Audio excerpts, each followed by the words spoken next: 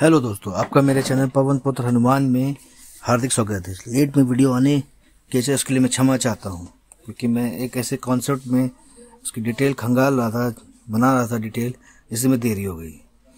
देखिए, हिंदू पक्ष में श्राद्ध बहुत बड़ी मान्यता है। हमारे परिजन जो देवलोक में चले जाते हैं, जो उनका देवासन हो जाता है, वो कहाँ जाते हैं, कैसे रहते हैं, कैसे क्या है, ऐसी बहुत सी मान्यताएं हमारे समाज में हैं। लेकिन आज साइंटिफिक में भी कुछ चीज़ें ऐसी हैं जिनका जवाब हमारे पास भी नहीं है, साइंस खोज नहीं पा रही। पुराने ज़माने में या पुराने हमारे उपदेशों में या ग्रंथों में एक से एक जानकारियाँ दी गई हैं कि पितृपक्ष क्या होता है, पितृपक्ष क्यों पूजना चाहिए, पितृपक्ष पूजने से क्या होता है। हाँ, हमारे घर में कोई बीमार चल रहा है या कोई परेशानी है, एकदम से कोई परेशानी आ रही है, तो कहीं हमारे पितृ हमसे रुष्ट तो नहीं है? ऐसी क्या कमी है जिसे हम लोग जान नहीं पा रहे हैं? तो ये सब जानने के लिए मैं आज आपको एक चीज़ बताने वाला हूँ कि पितृपक्ष जो पितृपक्ष इस महीने से जो चालू होने वाला है, जी हाँ, 29 सितंबर से 14 अक्टूबर तक, उसके बारे में मैं पूरी सारी इस जानकारी लेके आऊँ कि सबसे पहले श्राद्ध किसने किया था, क्यों किया था और उसको करने से क्या हुआ था।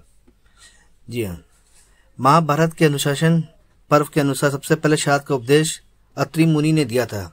इसके बाद सबसे पहले श्राद्ध महर्षि निमि ने किया था। बाद में धीरे धीरे कई अन्य महर्षि भी श्राद्ध करने लगे और पितरों को अन्न का भोग लगाने लगे।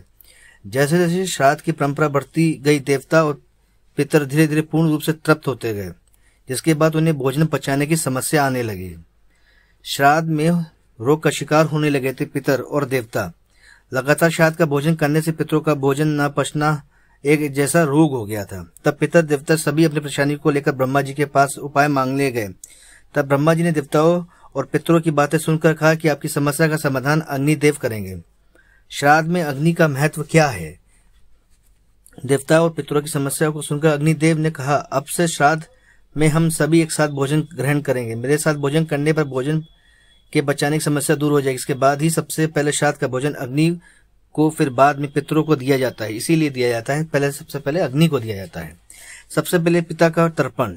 ग्रंथों के अनुसार श्राद्ध में अग्निदेव के उपस्थित होने पर राक्षस वहां से दूर भाग जाते हैं। हवन करने के बाद सबसे पहले नियमित पिंडदान करना चाहिए। सबसे पहले पिता को, उसके बाद दादा को, फिर परदादा को तर्पण करना चाहिए। अमावस्या की तिथि पर श्राद्ध जरूर करना चाहिए। श्राद्ध विधि। पितृपक्ष में किए जाने श्राद्ध में तिल और कुश की महत्ता इस मंत्र द्वारा बताई गई है, जिसमें भगवान विष्णु कहते हैं कि तिल मेरे पसीने से और कुश मेरे शरीर के रोम से उत्पन्न हुए हैं। कुश का मूल ब्रह्मा है, मध्य में विष्णु और अग्रभाग में शिव को जानना चाहिए। ये देव कुश में प्रतिष्ठित माने गए हैं। ब्रह्मांड मंत्र, कुश, अग्नि और तुलसी ये कभी बासी नहीं होते। इनका पूजन में बार बार प्रयोग किया जा सकता है।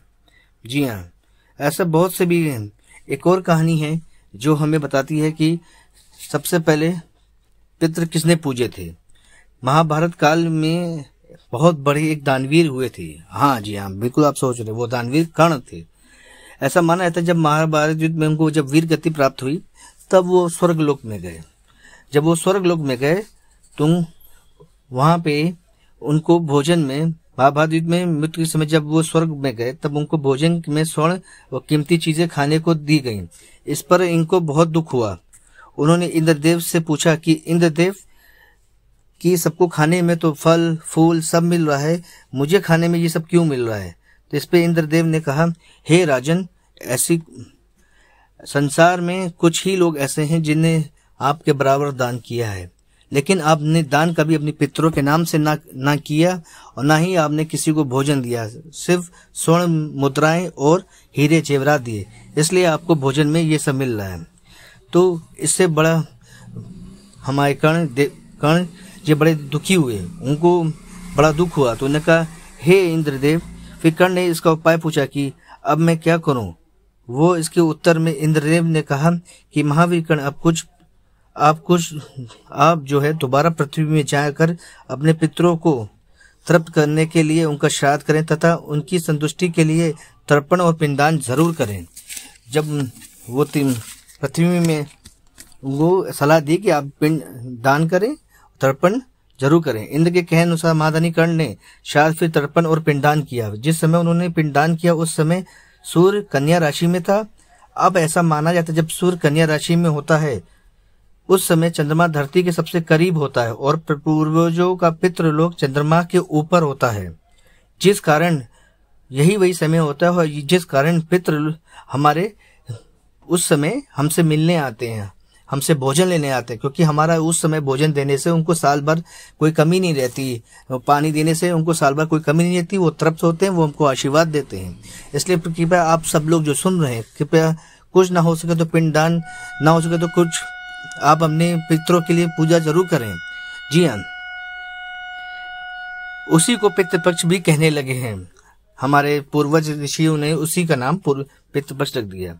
जैसे कोई नहीं कर पाता है तो वो छोटे छोटे नुस्खे हैं, छोटे छोटे तरीके हैं जिससे अपने पितरों को भोजन करा सकता है। जैसे कि हमें गाय को भोजन खिलाएं, उनको प्यार करें, उनको खिलाएं, कुत्ते को रोटी खिलाएं, काऊ को खाना खिलाएं, और हमारे डॉग को या कौवे को भी हम खाना जरूर दें।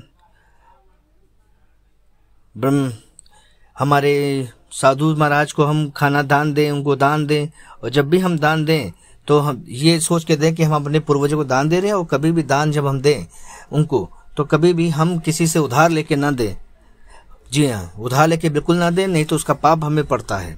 जितनी हमारी क्षमता उस हिसाब से हम दान दें और सोचें कि हमारे पूर्वज इससे तृप्त होंगे। अगर आप कुछ भी नहीं कर सकते हैं तो आप सूर्य को जल दें दोपहर में। अगर आप कुछ भी नहीं कर सकते तो मैं एक नुस्खा आपको बता रहा हूँ, उसे करने से आपको उसका लाभ मिलेगा। आप सबसे पहले सुबह के टाइम सुबह जो है सूर्य को जल जरूर दें, तांबे के लोटे में, लेकिन दोपहर में दक्षिण दिशा में जल दें। फिर से दोपहर में जल दें सूर्य दक्षिण दिशा में। और गाय को हरा चारा खिलाएं। हरे चारे में हरी घास हो सकती है, कोई सब्जी हरे रंग की हो सकती है, वो आप खिला सकते हैं।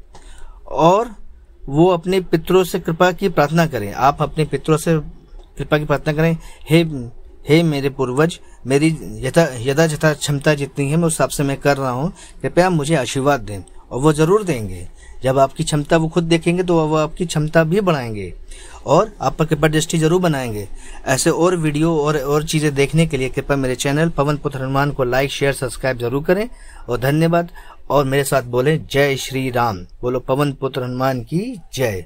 धन्यवाद।